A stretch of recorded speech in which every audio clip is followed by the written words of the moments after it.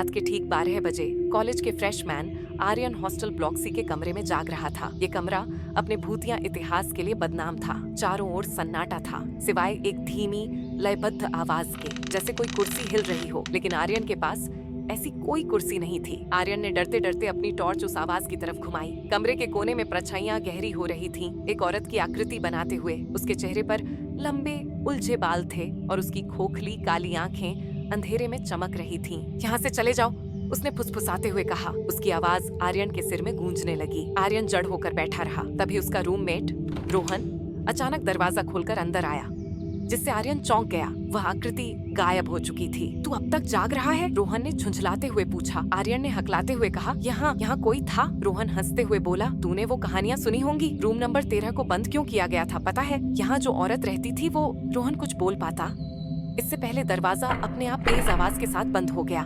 कमरा अंधेरे में डूब गया।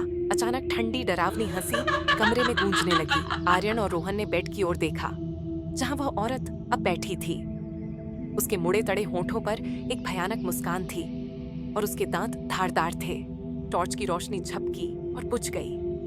एक खून जमा देने वाली चीख गूंजी। अगली सुबह जब हॉस्टल वार्डन वहां पहुंचे तो कमरा खाली था, सिवाय उस हिलती हुई कुर्सी के, जो धीरे धीरे झूल रही थी, जैसे अभी अभी कोई उठकर गया हो। दीवार पर खून से लिखा था, रूम नंबर 13 सबका स्वागत करता है, लेकिन कोई यहाँ से जाता नहीं।